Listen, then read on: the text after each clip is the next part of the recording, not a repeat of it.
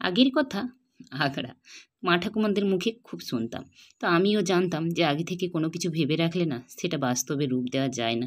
তো কি বলো তো, ভেবে দিন কাটাতে কার না ভালো লাগে। ভাবতে ভাবতে দিনগুলো বেশ কেটেই যায়। তো ঠিক 1 বছর আগেও আমিও ভেবে রেখেছিলাম যে আজকের দিনে এরকম একটা কিছু করব। Hello friends, good morning. চলো আমার নতুন আর একটা ব্লগে তোমাদের সবাইকে আবারও একটা ওয়েলকাম জানাচ্ছি।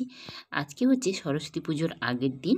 আমি আগের দিন সকালে ওই রুমটা পরিষ্কার করে নিয়েছি, পুরো ঝেড়ে ফেড়ে, তারপর একটু মুছে নিলাম। তারপরে স্নান করে রান্নাবান্না করে এখন চলে এসেছি আমাদেরই মানে বাগানে বলতে পারো, মাঠে বলতে পারো, যাই বলো। এটা আমাদেরই লাগানো হাতের সবজি আমি লাগিয়েছি। আর কি বলে তো, নিজের হাতে লাগানো সবজি তুলতে কি যে মজা লাগে কি বলবো। কর্তাকে এভাবে ইশারা করছিলাম, দেখো আমি লাগিয়েছিলাম কত সুন্দর হয়েছে। এই যে এখানে আমি ধনেপাতা তুলে এনেছি, পালং শাক তুলে এনেছি, আরও মূলো শাক আছে, সিমও তো হতো, হ্যাঁ সিমও তুলে এনেছি কিছু। তো নিজেদের বাগানের সবজি তুলে এনে আজকে আর কিছু রান্না হয়নি, শুধু ধনেপাতাটা নিয়েছি। আর দুপুরে কী কী রান্না করেছি চলো তোমাদেরকে একটু ঝটপট দেখে দেই। এখানে বেগুন মাখা আর ওলকপির ভাজা, ডাল, সবজি ডাল, টমেটো চাটনি আর একটু পাঁপড়, নিরামিষ। তো তোমাদেরকে যেটা বলছিলাম, 1 বছর আগে থেকে আমি ভেবে রেখেছিলাম যে এই বছরটা আপাতত নতুন করে সরস্বতী ঠাকুর এনে বাড়িতে পুজো করব। আর দেখো আমার ভাগ্যে আর সেটা হলো না। কর্তাকে কবে থেকে বলে রেখেছি, 15 দিন আগে থেকে, যে তুমি আমাকে আপাতত একটা সরস্বতী ঠাকুর এনে দিবে। কর্তা তো আমাকে হ্যাঁ হ্যাঁ হ্যাঁ হ্যাঁ বলে বেশ দিনগুলো কাটিয়ে দিচ্ছিল। কালকে সরস্বতী পুজো, আমি 2 দিন আগে থেকে বলছি, কী গো তোমার সরস্বতী ঠাকুর আনা হলো? কর্তার খবর হলো যে আমাদের এখানে বাজারে যেভাবে সরস্বতী বিক্রি হতো, এবছর নাকি সরস্বতী ঠাকুর বিক্রি হচ্ছে না। যারা অর্ডার দিয়ে বানিয়েছে তারাই শুধু নিয়েছে। এই কথা বলল যে সরস্বতী ঠাকুর তুমি পাবে না, তাই যেরকমভাবে প্রত্যেক বছর করো পুরনো ঠাকুরকে রং করে পুজো, সেইভাবেই করে নাও। দেখো সেই রকমই আমাকে করতে হলো। আমার ঠাকুরকে আমি রং করে নিয়েছি, ওটা শুকনো হওয়ার জন্য থাক, পুজোটা যেহেতু কালকে শুকনো হয়ে যাবে। আর ততক্ষণে আমি কিছু পুজোর বাজার করে এনেছি গিয়ে দোকান থেকে, সেইগুলো তোমাদের সঙ্গে দেখিয়ে দিই। ওই একটা গামছা এনেছি, হাতমালা এনেছি, চাঁদমালা এনেছি, আর এনেছি একটা হলুদ থান।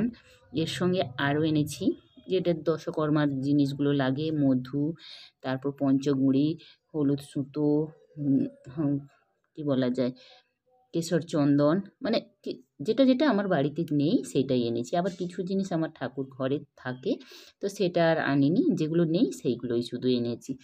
এইগুলো মোটামুটি এনেছি। আর সবজি ফল যেগুলো লাগবে সেগুলো তো কর্তা বাজার থেকে নিয়ে আসবে। আপাতত যেগুলো আমার প্রয়োজন সেইগুলো আমি গিয়ে নিয়ে এসেছি।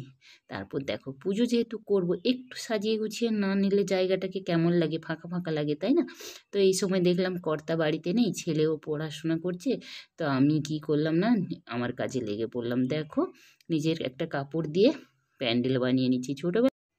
সেই ছোটোবেলায় মায়ের শাড়ি দিয়ে, দিদিমার শাড়ি দিয়ে না, এইরকম পাড়ার কিছু বন্ধুবান্ধব মিলে পুজো করতাম, প্যান্ডেল করে আর নিজেরাই পুজো করতাম।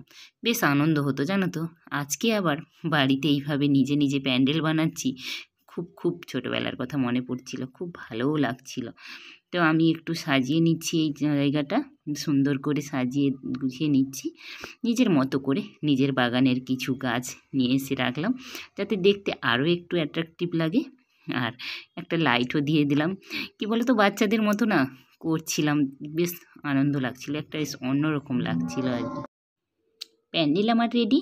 আর এখানে আমি পরিষ্কার করে ছেলের বইগুলো নিয়ে এসেছিলো ছেলে, রেখে দিয়েছি ডান দিকে। আর এদিকে দেখো ছেলের সেই ছোটোবেলার স্লেটটা আমি আবার নতুন করে একটু রং করে নিচ্ছি, ঠাকুরের কাছে দেবো বলে। প্রত্যেক বছর এটা ঠাকুরের কাছে রাখি, বাস এইটুকুনি। চলো ভিডিওটা এই অবধি, ভালো লাগলে অবশ্যই একটা লাইক করে দিও। আর আমার এই ছেলের স্লেটটা রং করার পর তোমাদেরকে দেখাচ্ছি কেমন হয়েছে, একটু কমেন্ট করে জানিও। আর কে কে এইভাবে আমার মতো নিজের বাড়িতে পুজো করো, সরস্বতী পুজো নিজের হাতে, অবশ্যই কমেন্ট করে জানিও।